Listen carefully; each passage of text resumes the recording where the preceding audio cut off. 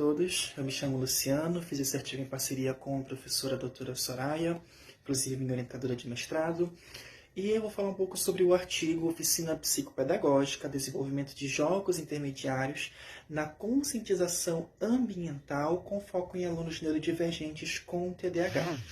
Então, assim, esse artigo, ele surge para trazer o relato sobre como aconteceu essa oficina psicopedagógica que eu trabalhei na disciplina de letramento e alfabetização no curso de pedagogia.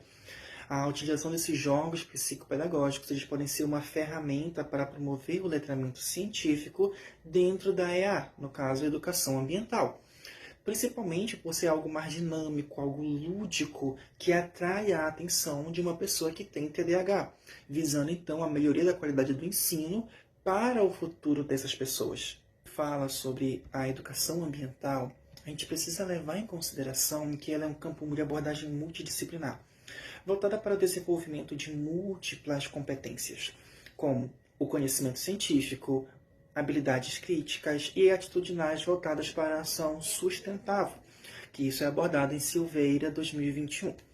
Só que a gente tem que lembrar que Vygotsky 2007 ele vai falar o quê? Que o meio ele vai interferir diretamente no desenvolvimento da aprendizagem daquele indivíduo. Os recursos que uma pessoa tem, o acesso ao conhecimento que cada um tem é diferente. Mesmo que a idade seja igual, seus conhecimentos vão depender do eixo social em que eles se desenvolveram. Perspectiva, o objetivo dessa pesquisa foi expor elaborações de produtos educacionais intermediários que foram construídos dentro dessa disciplina, no caso baseados na psicopedagogia e no ensino da EA. Qual foi o título dessa oficina pedagógica? Práticas psicopedagógicas para o letramento científico de alunos com TDAH, poluições e seus impactos na saúde em Breves PA, que foi o local do município onde ocorreu a formação inicial, no caso, para os pedagogos. Essa disciplina, como eu falei anteriormente, ela foi encaixada em letramento e alfabetização, e eu, como mediador desse processo de aprendizagem, acabei trazendo ela junto para esse campo neurodivergente e o ensino de educação. A metodologia de análise, ela inclui um estudo inicial para a identificação dos problemas a partir dos relatos dos alunos. Iniciamos o processo de construção dos jogos psicopedagógicos. Houve o rascunho, o processo inicial, houve a modelagem dos jogos que eles iriam fazer.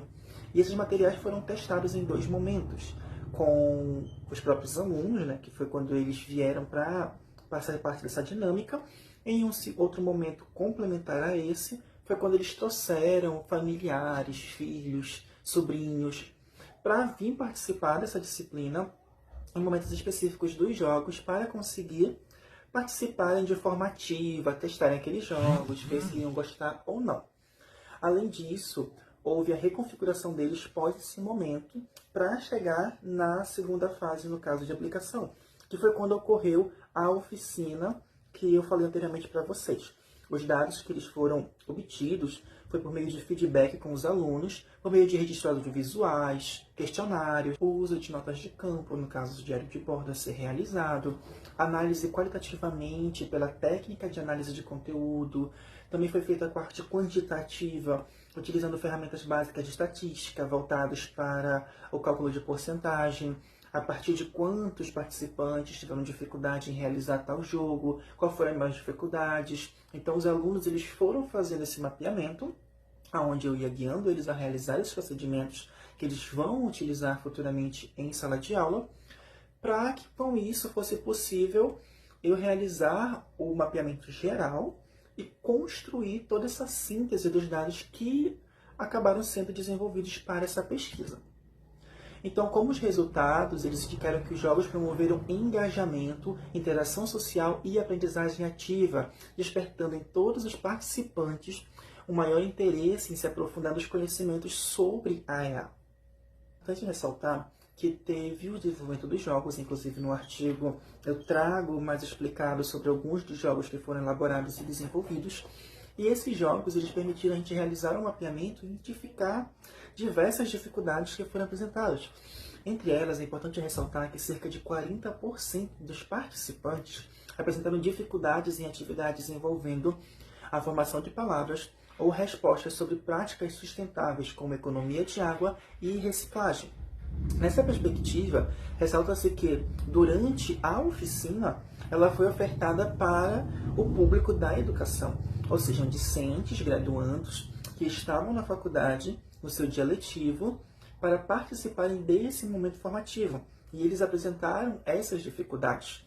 Claro que houve a superação de desafios pedagógicos, no início muitos alunos tinham dificuldade, a partir do momento que perderam mais insegurança, conseguiram continuar.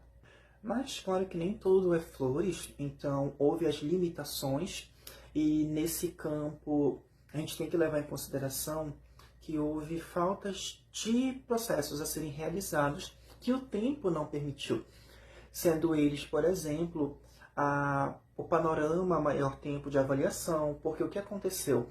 Como a gente teve poucos momentos presenciais, porque a turma ela é uma turma semipresencial de pedagogia, então houve poucos momentos presenciais antes do ato da formação.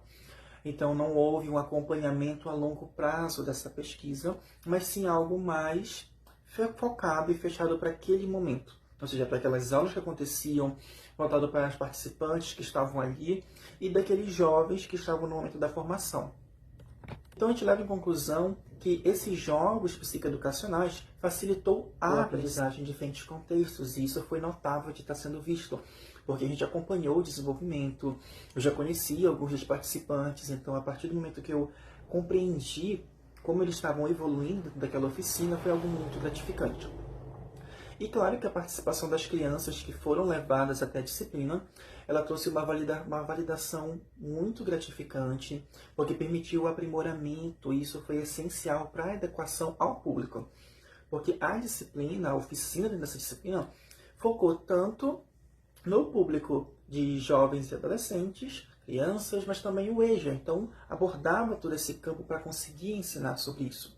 O estudo ele contribuiu para a formação desses futuros professores, preparando eles com metodologias que poderão utilizar nos seus estágios, mas, como disse anteriormente, houve as limitações, e isso inclui o tempo restrito para avaliação dos impactos a longo prazo. É importante destacar que, sim, houve superações de desafios iniciais que algumas pessoas já possuíam, houve aquela promoção de um ambiente colaborativo, acolhedor.